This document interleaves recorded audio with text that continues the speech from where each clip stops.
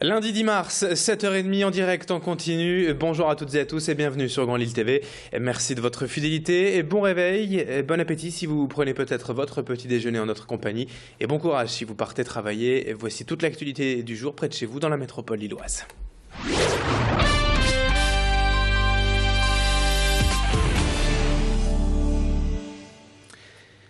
Et l'image du jour de ce lundi 10 mars, tout d'abord dans l'actualité, c'est peut-être ce grand écart assez incroyable de la météo entre le temps de ces jours-ci et les conditions très dures de l'hiver dernier.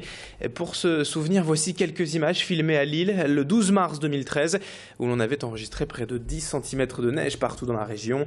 Cette fameuse journée du 12 mars, il y a donc tout juste un an, toute la métropole lilloise s'était réveillée, paralysée par la neige, pas de bus, pas de tramway ni de métro, des bouchons interminables sur les routes et des milliers de salariés et d'écoliers contraints de rester chez eux. Une situation extrême et une sensation d'un hiver interminable. Le froid et les épisodes neigeux s'étant répétés durant la saison. Cette année, en revanche, les conditions météo sont très différentes. L'hiver est passé sans trop de dommages et surtout on profite d'un magnifique soleil depuis quelques jours. On a enregistré ainsi 19,2 degrés hier à Lille. Le record de chaleur du 9 mars 1948 est passé tout près à quelques dixièmes de degrés. Les parcs dans l'agglomération ont été pris d'assaut, de même que les plages de la Côte d'Opale. Et ça a été compliqué pour beaucoup de monde de reprendre la route hier soir. On va quand même se dire que les prévisions restent très agréables pour les prochains jours. De quoi donc encore profiter des derniers jours de l'hiver. On en reparle avec la météo complète après ce journal.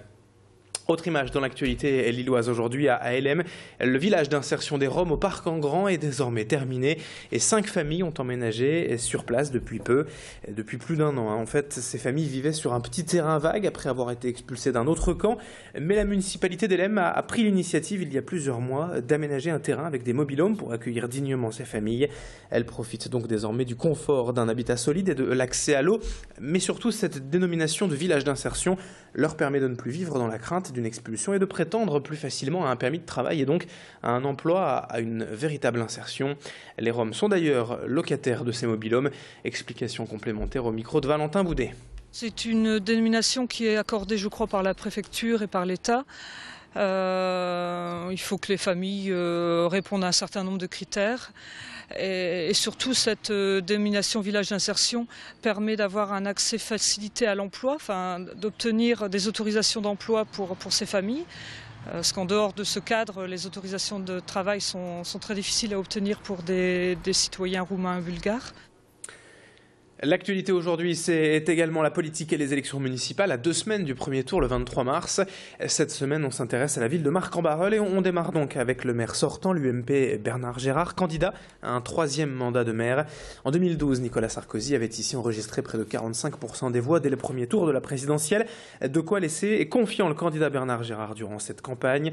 Mais il avoue aussi se remettre en question et rester attentif aux besoins des Marquois, notamment en termes de fiscalité, d'emploi et de sécurité. Il promet ainsi de ne pas augmenter les impôts, d'épauler les entrepreneurs en favorisant par exemple les micro-hôtels d'entreprise, mais veut aussi favoriser les transports en commun.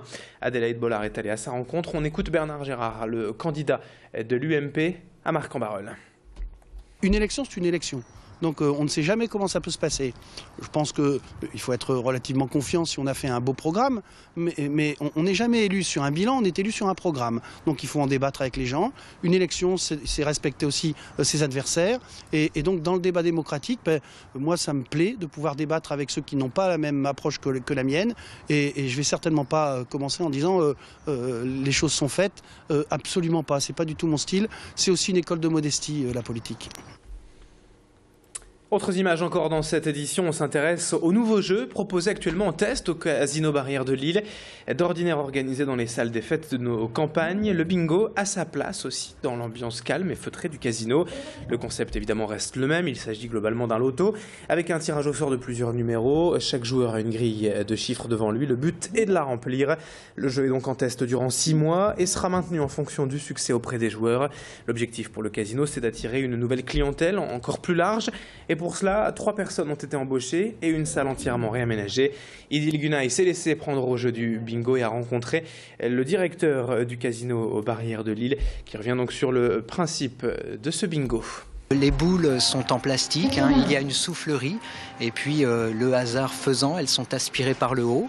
elles sont repérées par la machine et elles redescendent automatiquement ensuite. Après, le numéro est détecté, il est annoncé par la machine. Le client coche le numéro qu'il vient d'entendre et va se manifester s'il a complété sa ligne ou s'il a complété son carton en entier.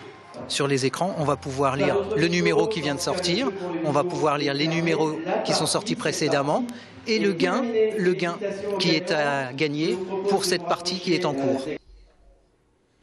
Allez, on termine maintenant ce journal avec un mot de sport, quelques résultats des équipes lilloises. Tout d'abord en football, en Ligue 1, hier après-midi, sous le soleil, à domicile au stade Pierre-Mauroy, le LOSC s'est brillamment imposé 2-0 face à Montpellier.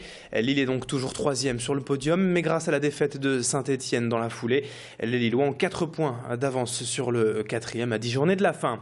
Et puis en basket, très belle victoire également en duel MB ce week-end, c'était vendredi soir au Palais Saint-Sauveur, 94-64 face à Poitiers pour les Lillois, désormais 16e sur 18 du championnat de France de Pro B. Lille n'est donc plus relégable. Voilà également une très belle nouvelle. 7h36 en direct, on enchaîne dans un instant sur Grand Lille TV avec la météo du jour, du soleil, du ciel bleu pour ce lundi. Et malheureusement, c'est un peu plus chargé et compliqué sur les routes ce matin. C'est la rentrée, on en parle dans un instant.